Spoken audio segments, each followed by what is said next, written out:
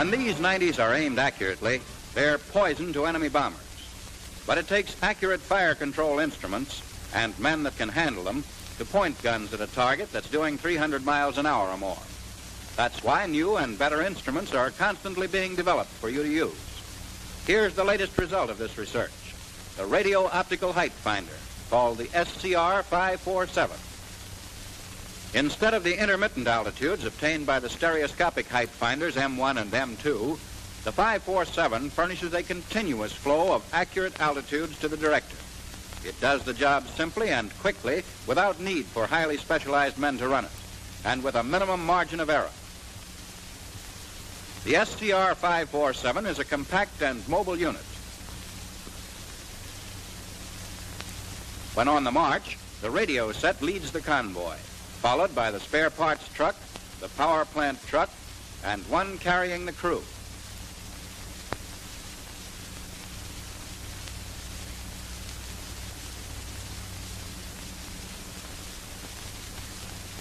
Let's take a look at a convoy that's already reached its assigned area. As soon as the trucks have moved into position, the radio unit is ready to be set up. The first step is to remove the cover.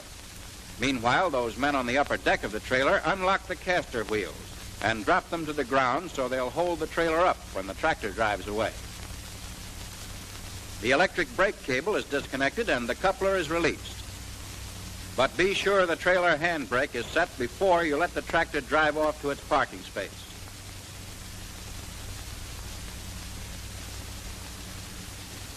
The mount is steadied by an outrigger on each side. These are locked to the frame when traveling and are swung out at right angles when you're replacing the set. Two men are getting ready to swing the left outrigger into position. One cranks up the foot plate to clear the deck.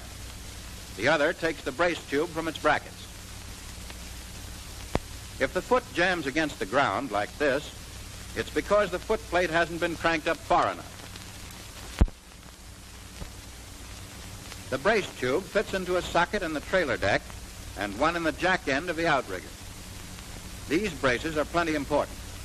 The height finder has to be steady and stay steady if you want your data to be accurate. And it has to be level. Soon you'll see them leveling the set, using the outrigger jacks and another jack under the rear of the trailer. Notice that the brace tube is locked into its sockets with steel pins.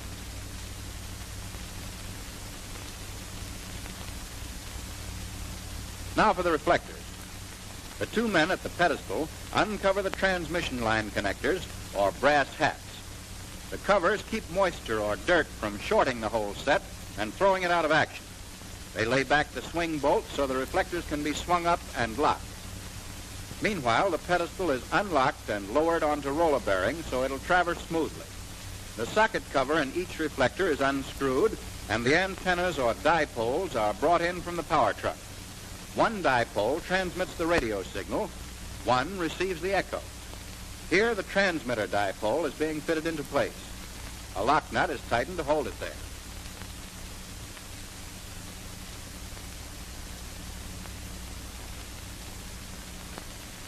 When the holding clamps are unbolted, the reflectors are ready to be lifted into place.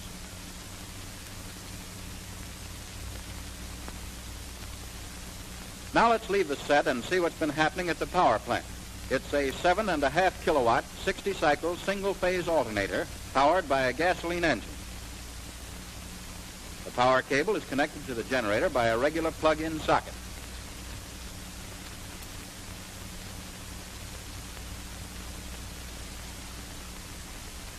Before you start operating, make sure the power plant is grounded by this galvanized stake. Connect the ground lead to its lug on the chassis of the power plant.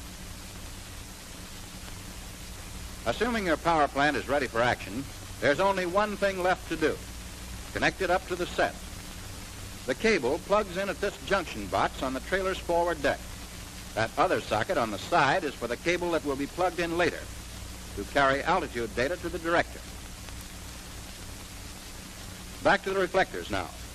They are swung up into position and locked in place with swing bolts.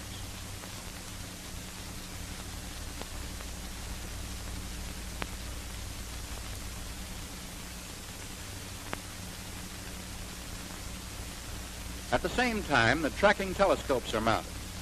This one you're looking at is the elevation scope. Always be sure to turn the mounting screws up tight.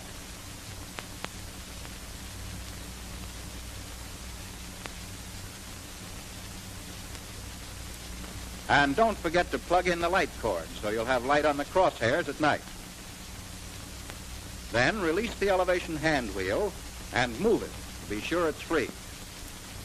While this is being done, other men put the elevation and azimuth tracker seats in place. The radio set must be grounded too, so a second galvanized stake is driven in while the mount is being jacked up and roughly leveled. The chief of section, who is responsible for the fine leveling, directs the adjustment of the jacks as the set is traversed a half circle.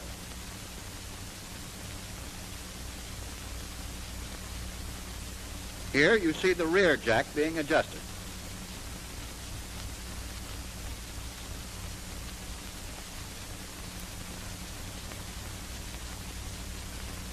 When the chief of section is satisfied that the 547 is level, he has the set traversed back again as a final check.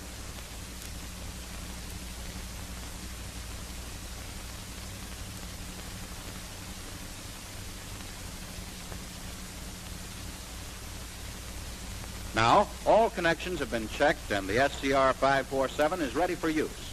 When going into action, the elevation tracker on the right depresses the reflectors while the azimuth tracker slowly traverses the unit, trying to pick up a target. Although the setting up operations may seem drawn out here, a well-trained crew can get the set operating in about 15 minutes. Any plane that gets in the path of the radio impulses sent out from the set is picked up by the height finder and tracking begins. As long as you keep the signal on the plane, you can spot the echo that's picked up by the receiving antenna. As long as this echo is being picked up, the set can compute the plane's slant range, convert it into altitude, and send it continually to the director by cable. When this is being done, the radio optical height finder is doing its job.